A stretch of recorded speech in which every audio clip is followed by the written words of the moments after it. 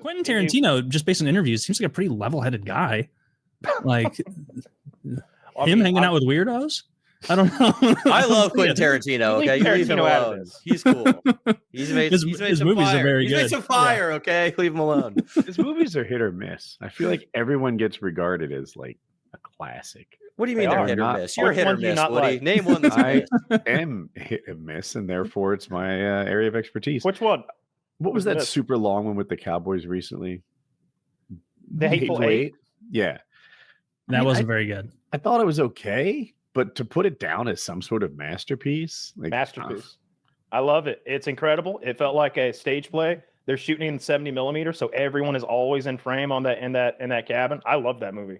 It is a masterpiece to me. It's beautiful. I watched it twice at 70 millimeter. I went to the road show. You watched that movie twice. You literally aged in theaters from that. And it was time well spent. I wish every day I could soak up as much culture as the 3 hours or the 6 hours I spent in Buford. Dude, I'd be out like $80 just on the snacks it would take me to get through a movie that long.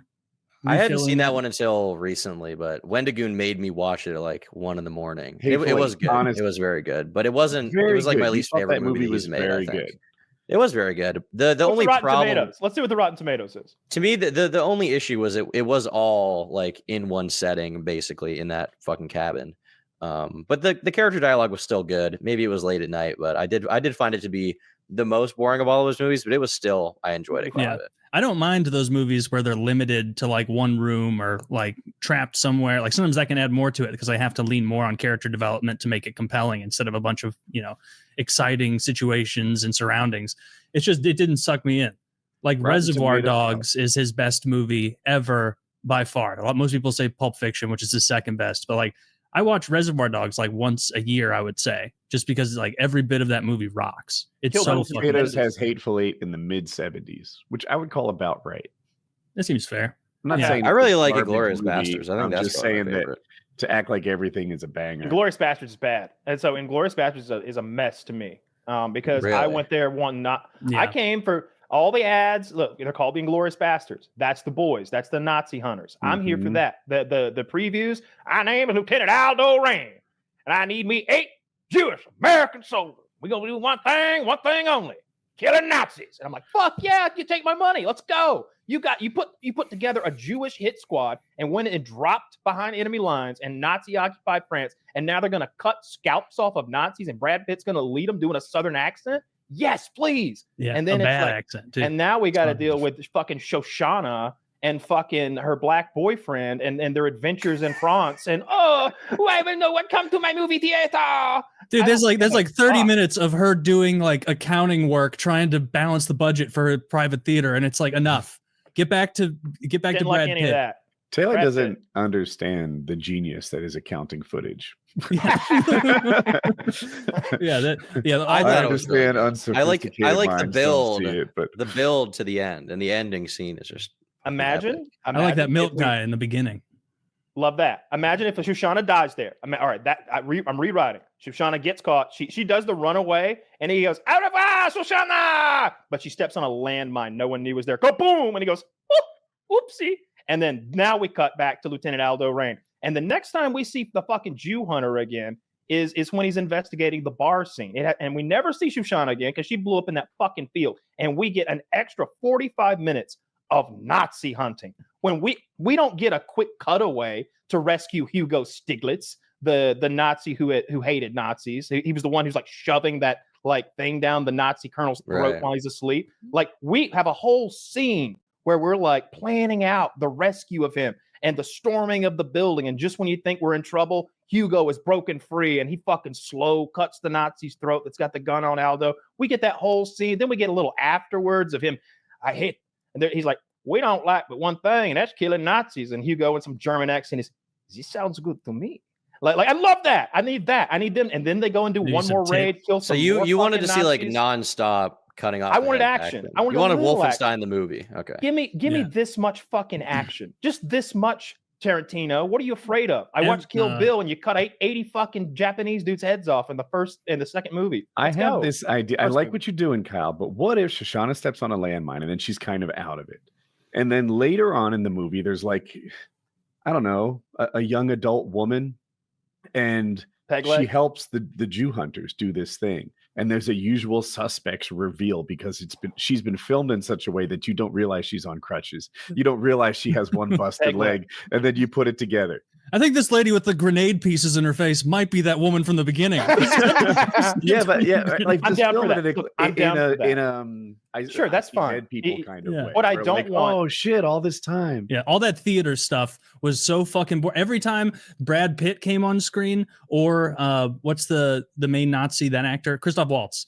Anytime Brad Pitt or Christoph Waltz are on screen, I was like, all right, it's going to be interesting. It's going to be good. And then like when it cut from them doing interesting or fun dialogue back to like Shoshana's theater, where she's like changing a placard and some horny Nazis hitting on her, I'm like, oh my God, I don't care. Or maybe This sucks. after this happens, we just get to see Shoshana and her boyfriend's beautiful interracial baby being raised. That's what they should have shown on the screen. Instead of her like smiling, could have been I wanted Nazi interracial hunting, pornography. and it's supposed to be a cathartic, look, the Jews win this time kind of thing. And I get that, and that's fun. It's the same way. Django's the same thing. It's a revenge piece. It's a little blaxploitation brought into the 21st century. I love Django. I love Kill Bill, both of them. I like that, and I wish he'd had a little bit more of that ultra violence mixed into Inglourious Basterds, and not so much film, small theater, self-masturbatory bullshit with Shoshana. At least she didn't get her feet out. Oh wait, she did. She did. You can always count on that. Feet, they're coming out. Dude, you remember more power to him, by the way. Yeah, he's like, he does not give a shit about everyone knowing about his foot fetish.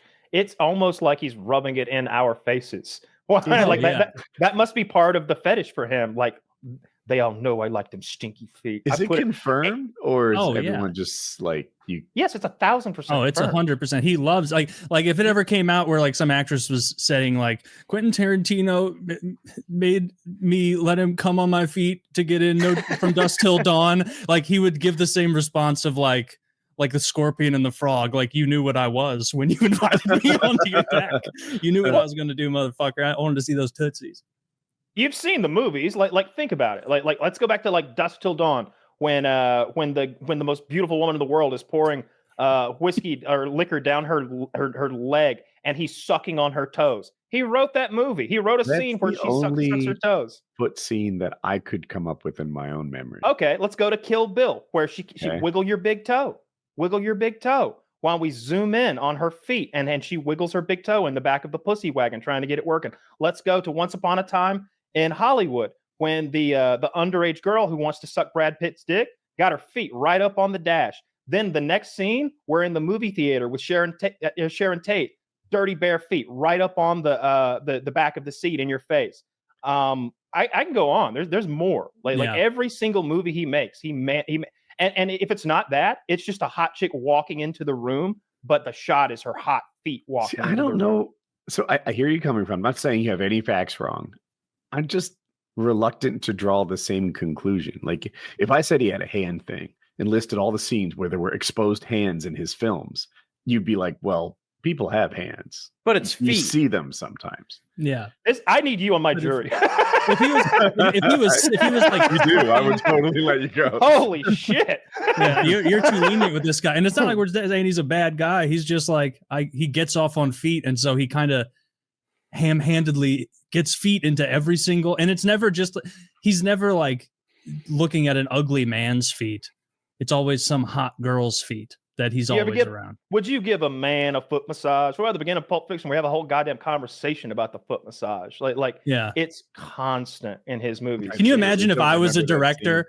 Can you imagine if I was a director and in every scene it's like, and I'm also an actor in it, and I'm like, and then he looked up over his charcuterie board eating a large handful and responded. And it's like, dude, Taylor, you're eating in a lot of these scenes. It doesn't make a lot of sense. You could easily make a conclusion. So I decided to look up. I decided to look up Quentin Tarantino talks about feet, and I found this video, and the thumbnail is him with a picture of feet, and the caption says "better than pussy," like it's like a news broadcast. I don't get the feet affection.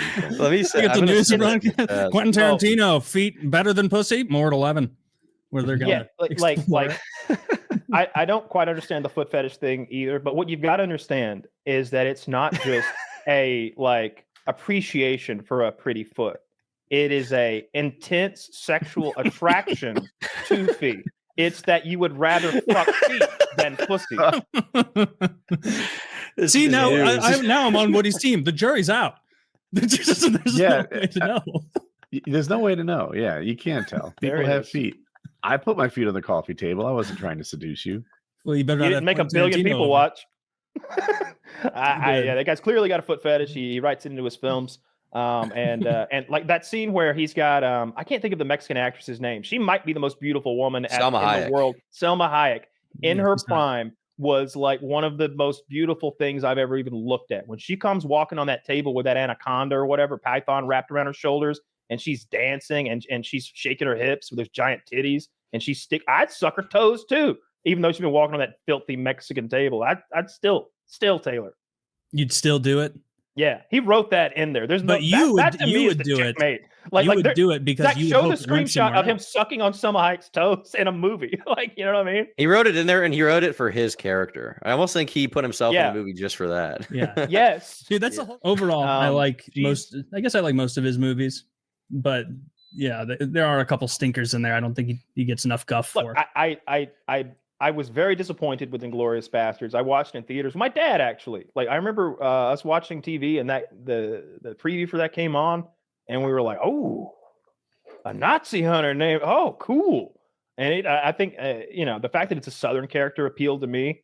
I like that. I like Brad Pitt doing the Southern accent and everything. So that was a disappointment for me. But the rest of them, I like them all, and I hold them up like pretty high, like mostly 7.5s out of 10s to like 10 out of 10s. I think Pulp Fiction is my favorite. Reservoir Dogs my second favorite, though. I think those are easy top two. I think you'd be crazy to put any other ones above those two. I like all the segments in Pulp Fiction, like when it cuts to Ving Rhames, or when it cuts to Travolta or whoever. I'm like, yeah, now this part. There's no bad part of Pulp Fiction. I like the Bruce Willis arc with him as the boxer. That's a good one. That's the only part he didn't write. That's the part. Oh, is that true? Was that Roger Avery? Yeah, I think Avery wrote that one. That's that whole thing with the watch, the golden watch, and that whole stuff with Christopher Walken.